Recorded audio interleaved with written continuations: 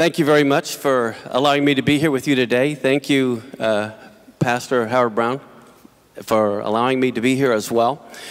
As you'll notice, if they put the first PowerPoint up, go ahead. Most of my sermons are done in, or speeches are done in PowerPoint because I believe a picture is worth 1,000 words. We need to celebrate America. How many of you are ready to celebrate America?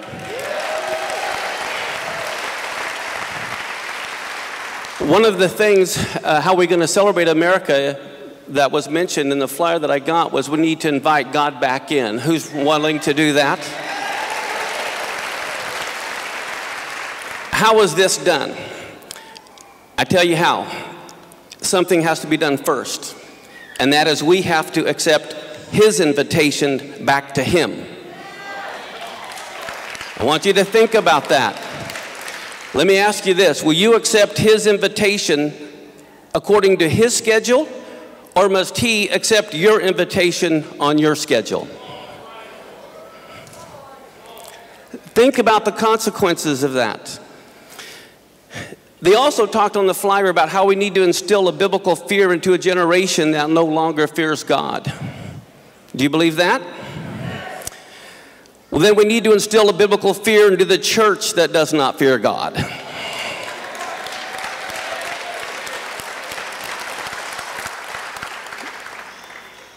The Bible talks about how the generation of the Exodus was a generation of no faith. More miracles were done during that time than ever in history. During the time that Yeshua, Jesus, was around, more miracles were done than ever before, and it was a generation of no faith. And Jesus himself said when he comes back, will he find faith on earth? And so this is something that we really need to think about. And so what I want to do today is change your perspective. But to begin to change your perspective, it's going to be a real paradigm shift for you, what I'm going to share with you today. I want to kind of rock your world. So speaking of rocking the world, how many of you when you were kids thought your backyard was so big, and then when you became an adult, you went in and you saw how small it really was? What changed? Your perspective. So very quickly, I'm going to show you this world. Let me ask you this. How many of you have been to Israel? And how many of you would like to go to Israel? It's a great place. I lead tours there every year. But let me just show you the world here. If you've been to Israel, you know how long it takes to get there. And from where I am in Tacoma, it's like 24 hours from the time we leave to the time we arrive. If you look at this world, the world really is pretty big when you compare it to Venus, Mars, Mercury, Pluto, right? The world is big. As a matter of fact, when I flew here, I'm looking out the window and you see these mountains and everything, you know, from the perspective of being up in the air, looks so small. As a matter of fact, you can even look at the little towns below and you think, oh my goodness, look how small everything is. The cars, the people, they look like ants. What do you think they would look like if you were in this perspective? So what I want to do right now is we're going to do a fast track to the outer part of the universe of where the Lord on high, the majesty, the one who rules and reigns over all of this world. So let's take a look at Earth from Jupiter. You saw how big Earth was, right? There is Earth at the bottom of the screen on the far left compared to Jupiter. All of a sudden the Earth doesn't look too big anymore, does it? This horrible shrinking feeling is starting to come on us. Wouldn't you say Jupiter's what's big? Well, here's Jupiter compared to our sun. Can you imagine? Look how big. This is the closest star, the sun. Look how big that is compared to Jupiter. Where's the Earth now? Where are you? Well, think about this. The sun, wouldn't you say the sun is what's big? All of a sudden our perspective has changed, hasn't it? Theirs isn't so big. The sun's what's big. Well, here's the sun way down there compared to some of the other stars. Look at Arcturus. Arcturus is huge. It totally dwarfs our sun. Wouldn't you say Arcturus is what's big? Well, here's Arcturus right there compared to some of the other stars. Look at Antares. Antares is huge. Where's earth now? As a matter of fact, let's take a look at Antares now compared to the big dog star Canis Majoris. Look how our perspective keeps changing. As a matter of fact, look again at our sun, right? Here is our sun. Let me go back one. There is our sun compared to one corner of Canis Majoris. Do you see that? Look how big Canis Majoris is. As a matter of fact, how many of you know how fast light travels? 186,000 miles per hour? Per second. Can you imagine moving at 186,000 miles per second? Per second. Do you know how long it takes light to go around our sun? At 186,000 miles per second, it takes 14.5 seconds to circle the sun one time. But it takes 8 hours to circle Canis Majoris one time at 186,000 miles per second. As a matter of fact, it's 4,900 light years away. Do you know what that means in plain English? You have to travel 186,000 miles per second for 4,900 years to get there.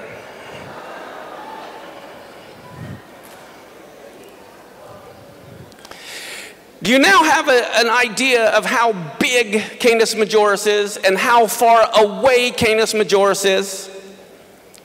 Listen to Psalm 33:6. By the word of the Lord were the heavens made, and all the host of them by the breath of his mouth. Our God, we have a star-breathing God who breathes out these big stars. And the problem with sin is sin begins to diminish God in our eyes. And we need to begin to glorify God in our eyes and see how great our God is and let the fireworks really go off. In Isaiah chapter 40, verse 12, it says, who measured the waters in the hollow of his hand? Who meted out the heaven with the span? In other words, all of that Canis Majoris and all that space is in the palm of God's hand, a span. It says he comprehended the dust of the earth in a measure. He weighed these big mountains like Mount Rainier in scales and the hills in a balance. It goes on to say in verse 15, behold, the nations are a drop in the bucket. They're counted as the small dust of the balance. Behold, he takes up the isles as a very little thing. And so what I wanted to do is just kind of give you a perspective of how big God is. But now I'm going to change your perspective again. To begin with, how many of you remember a movie that shocked the world back in 1939 by using a profane word? Gone with the Wind. 1939, I believe it was released in 1940.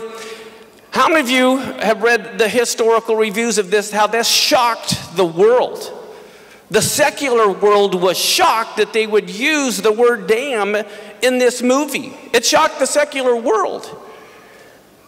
But do you know what that means? That means how many of us have become desensitized? That's nothing. How many of us watch things that are far worse? Do you know what that means? The church is now below the standard of the world of 75 years ago. Talk about the frog in the boiling water that doesn't even realize the water's boiling. How many of you think the world is in a world of hurts right now and they're totally depraved? At this same pace, 75 years from now, the church will be below the standard of the world today. We need to make a change. We need to change our perspective. I think the church is too much like Lot and not like Abraham.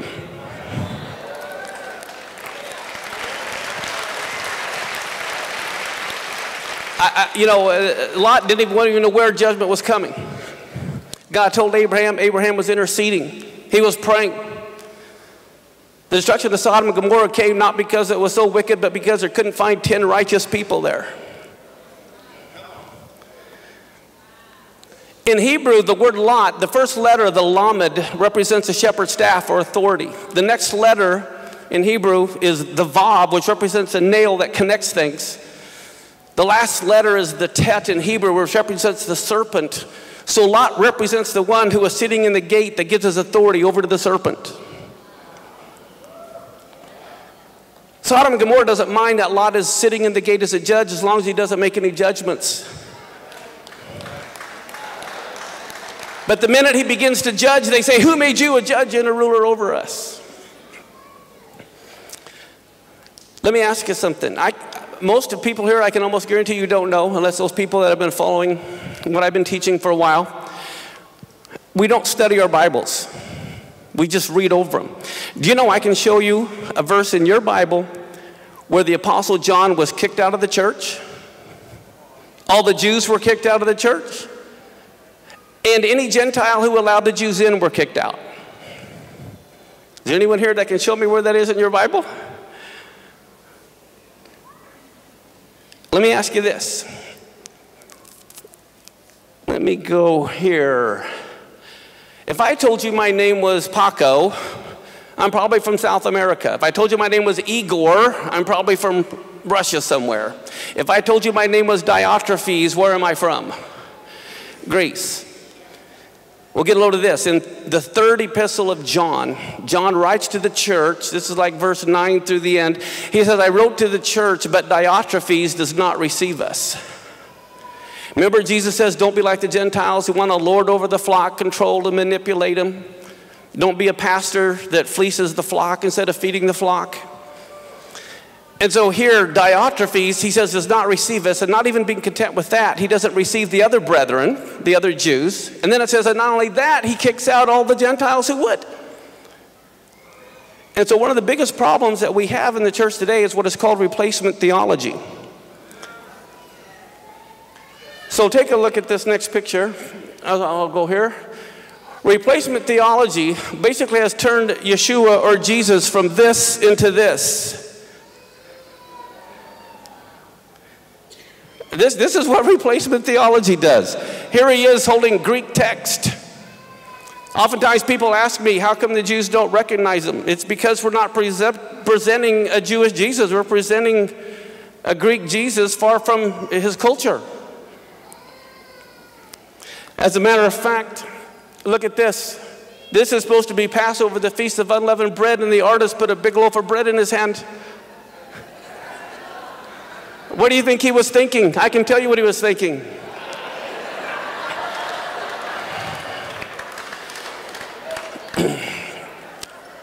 Let me give you some quick examples of what has happened. And this is one of the things in the book of Daniel. Daniel repented for the sins of his fathers, and for the kings, and for the princes, and for all the things that they have done. Well, I'll give you a quick trip here. Justin Martyr, 160 AD, said in his writings, you can look this up, he says, the scriptures are not yours anymore, they're ours. And what did Irenaeus, 177 AD, said? He said the Jews are disinherited from the grace of God. What did Tertullian say, who was around 160 to 320 AD? He said God's rejected the Jews in favor of the Christians. What did Constantine say? In 321 AD, he said the Jews in their blindness celebrate 2 Passovers in the same year. And yet the Torah plainly said they could celebrate 2 Passovers if they were gone or whatever and couldn't make it, that they could. It's because he had no foundation, or an improper foundation. We take a look at Jerome. Jerome said the Jews are serpents and their psalms are the braying of donkeys. Let's look at Chrysostom, 4th century. He said the synagogue is a brothel and no Jew adores God. Let's take a look at Martin Luther. Martin Luther, 1483 to 1546. He said what we need to do is to set fire to their synagogues. Then he also said this, we need to let their houses be destroyed. This is online. You can read this. Plain as day. It's in his book. Then he also said this, we need to drive them out like mad dogs. And then he says, I've done my duty, now I'm exonerated. Here's part of the problem. This came from the very beginning. What did the church do? They said the Jews cannot live among us as Jews. They've got to convert. And there were all these forced conversions. Well, guess what happened? When the church said the Jews cannot live among us as Jews, they had to convert. The nations just said, well, the Jews cannot live among us. They just took off the last sentence, and so they kicked the Jews all around the world. And so then what happened? Hitler just followed upon that and took out the last sentence and says the Jews cannot live. This was the progression of what has happened. So what I want to tell you about is something that's so extremely important to me, and that is what I mentioned to you at the very first. Are we going to invite God to come in on our calendar, or are we going to accept his invitation to get on his calendar? Let me explain to you the problem with a lot of our English translations. Let me show you this. This is the Hebrew word moed. And in Genesis 1:14, it said, God created the sun and the moon and the stars. Then guess what the number one reason was? We think it was for light and heat. The number one reason he says was for signs, for signals. That's what go back and look. Genesis 1:14, he created the sun and the moon for signals. Kind of like one if by land, two if by sea. Then the very next word is seasons, days, and years. Well, when we see seasons, what do we think of? Fall. But you know that's a wrong translation? This is the problem. Do you know that same Hebrew word moed in Genesis 1:14 that is translated as seasons, in Leviticus 23, it's translated as feast, where it talks about the feasts of the Lord. In Leviticus 23 too. Now, I don't know about you, but when I think of a feast, I think of food. A big turkey dinner. So my question is this, in Leviticus 23, where it talks about feast, and in Genesis 1:14, that same Hebrew word is translated as fall, which is right? Does the Hebrew word mean fall or food? They're both wrong. This is why it's so important for us to understand this. Do you know what the Hebrew word moed more accurately means? A divine appointment. How many of you believe in divine appointments? Well, guess what? There's some that are scheduled. If you really believe in divine appointments and you want a divine appointment, you need to understand that Hebrew word moed literally means his divine appointments. Now, I'll tell you what, in the book of Daniel, it talks about the Antichrist. One of the things he wants to do is change the seasons, the times. He's not talking about winter or fall. He's talking about getting us off of God's calendar so that we don't make the divine connections. God has a day timer. Now we're right here in Washington D.C. And how many of you think it's really easy to get a hold of your congressman or senator and see him whenever you want? Now, can you imagine, what would you think if your congressman or senator called you and said, I want a meeting with you? Well, can you imagine the creator of this universe has a divine appointment scheduled and he wants you and he's invited you to come? This is, how could we want to miss this appointment? Let me ask you this, how many of you want to be at the wedding of the Messiah? Seriously, do you want to be there? Well, don't you think it'd be a good idea to be at the dress rehearsal? What do you do at the dress rehearsal? You learn what you're supposed to do. The feasts of the Lord are just that. We think they're the feast of the Jews. That's not what Leviticus says. It says the feast of the Lord. He says even these are my feasts, and if you belong to the Lord, these feasts belong to you. These divine appointments belong to you. Why would you not want to make the divine appointments? Let me show you this. Here's a watch. I want you to think of it like in terms of a calendar. The Islamic calendar is based totally on the moon. That's why Ramadan will float. Sometimes it'll be in July, sometimes in December. All right? The solar calendar that we use was founded by a pagan named Julius Caesar. It's a Julian calendar.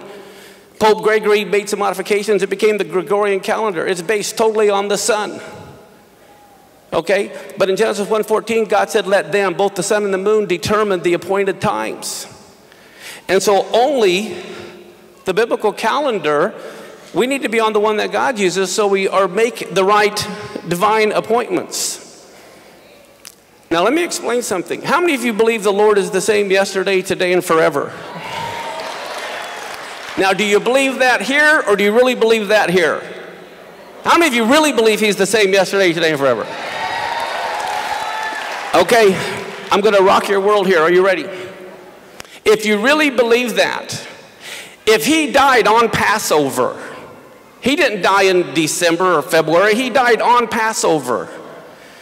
As a matter of fact, he was bound to the cross at 9 in the morning, which is the third hour of the day, which is this very same time of the morning sacrifice. So at the third hour of the day, the high priest is binding the Passover lamb to the altar. They're binding Yeshua, the Passover lamb, to the cross.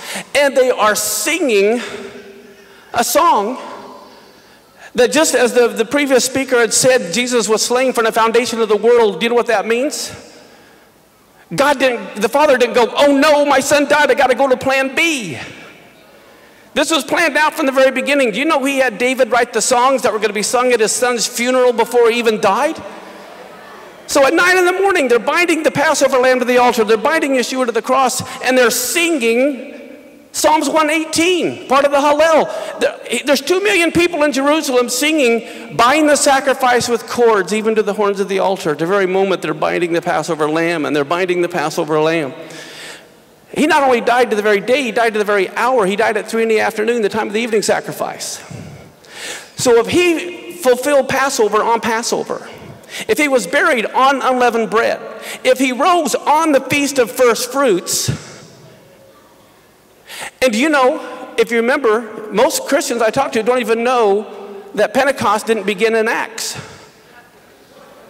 That wasn't the first Pentecost. Do you know, in Deuteronomy 16:16, the Jews were commanded to keep the Feast of Pentecost every year, and they had for 1,500 years. The Jews were the first Pentecostals, guys. And the amazing thing to me, do you know the Jews to this day still keep the Feast of Pentecost? And I don't know any Pentecostals who do or even know when it is. We're not on the right calendar. Because of anti-Semitism, we've divorced ourselves. Romans, how many of you know we see through a glass darkly? We only know in part. Romans 11 says, guess what, guys? The Jews were only blinded in part. Not totally. They see out of one eye, we see out of one eye, and the first group to humble themselves and look from the other side sees the whole perspective. Now, get a load of this. If the Lord is the same yesterday, today, and forever, if he fulfilled all the spring feasts to the day of his first coming, he'll fulfill the fall feast to the day of his second coming. If you want to know the revelation, you got to understand Genesis. He says he declared the end from the beginning. And so if he truly is the same yesterday, today, and forever, we need to understand the fall feasts. Because the events will happen on that day. I do not set dates. I have no idea. But I want to be at the dress rehearsals so I understand what prophetically is supposed to happen on each one of those appointed times. Now, let's go to here real quick. Genesis 1:14, here's your verse. It says, let there be lights in the firmament of the heaven to divide the day from the night, and let them be for what? Signs, seasons, days, and years. But that's referring to the biblical holidays, not Wednesday and Thursday. The year doesn't refer to 1962. It refers to the Jubilee year, the Shemitah year, the holy days. And should there be any surprise then that the Lord himself would say there will be signs in the sun and in the moon? Well, of course, that's why he created them. In the book of Joel, chapter 2:31, it says the sun will be turned to darkness, the moon to blood, before the great and the terrible day of the Lord come. Well, guess what? Here is, when the temple was destroyed in 70 AD, what do we see? There were eclipses all around the destruction of the temple. NASA has 5,000 years of eclipses because God created everything mathematically. So I took God at his word. If he said he created the sun and the moon to send signals on his feast days, I went and did the research. And I found all over 70 AD when the temple was destroyed, there was eclipses all over the feast days. Guess what? There were 2 hybrid eclipses in 1 year. Though they are very rare, I don't have time to go into it. Normally they happen 1 every 10 years when you know the math. Look at this. Around the time of the Lord's death, solar lunar eclipses in 32, 33 AD. Now, what happened, let me go back one.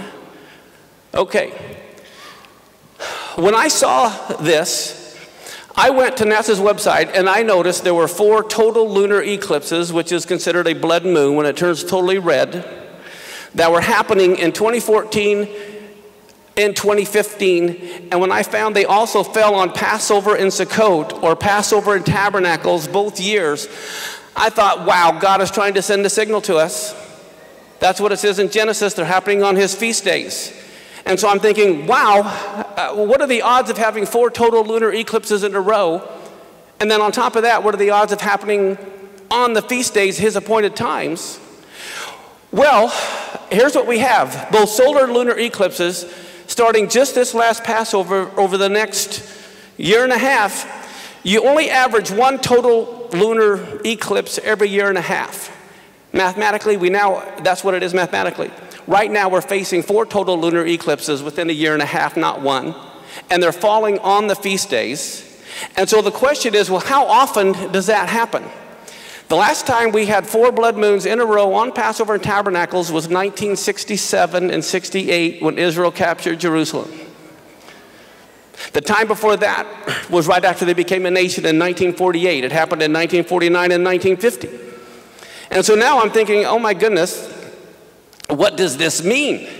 When I look at the patterns of history of what has happened and I see where we're in right now, but I knew God had to be 100% correct. It's not only lunar eclipses, but also solar eclipses. And I noticed there's a total solar eclipse on Nisan 1. I don't know if you know what Nisan 1 is, but that's the beginning of the religious calendar. That's when the fire fell from heaven at the inauguration of Moses' tabernacle, the grand opening ceremony. It begins the religious calendar year. So here we have these, and then on Rosh Hashanah, there's a solar eclipse next year. And so what does this portend? Well, one thing I tell everybody, you can put it in your own theological pipe and smoke it like you want. Okay? I'm not setting dates. I do not control eclipses. I do not control the biblical calendar. But like a scientist, I look at the patterns. And I see what happened in 48. You had a biblically prophetic war with Israel. I look what happened in 67, a biblically prophetic war with Israel. What is happening right now? I don't know what's going to happen, but looking at the odds, I'm no prophet. As a matter of fact, I jokingly say we truly are a non-profit ministry. But I tell you what, when you look at the pattern, there's a good chance we could see some very interesting things happen this next year and a half.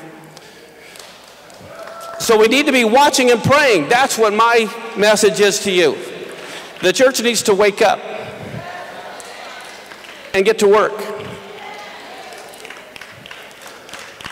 67, 48. Next year, this is one of the most incredible things. Next year, how many of you ever heard of a supermoon? What is a supermoon? Here's the Earth. The moon's orbit once a month is elliptical. It's far away and it's close, far away and close. Whenever you have the moon, when it's at perigee, at its closest point to Earth, and it's a full moon, not a new moon, it's called a supermoon. You only get one supermoon roughly every 14 months. Well, guess what? This 4th total lunar eclipse that's happening next year on the Feast of Tabernacles is a supermoon at the closest distance to Earth for the entire year. It's a blood moon that's a supermoon that is seen in Jerusalem. It will be seen there on the Feast of Tabernacles in a Shemitah year, the 7th year of a 7-year cycle. The odds here are off the chart. And what I'm saying is, we need to wake up. We need to get the rest of the body of Messiah to wake up. And we need to get back to work.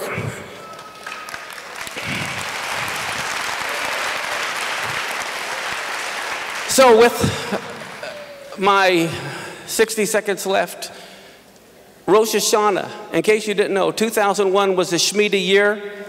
And the Dow fell 7%. The Shemitah year is the 7th year cycle of a 7-year cycle. The Dow fell 7% on Rosh Hashanah, the first day of the 7th month. In 2008, when the Dow fell, guess what? It was Rosh Hashanah, the first day of the 7th month, and the Dow fell 777 points. It was a 7% drop on a failed $700 billion bailout on the first day of the 7th month of the 7th year. And now we have 2015, the next 7-year cycle. There also we could see, I'm not prophesying this is going to happen, but I'm just telling you, when you look at 2001, 2008, 2015, we could see a global economic collapse. In the next 5 seconds, all I can say is watch and pray. And we have some information about all this out on the back table. Thank you.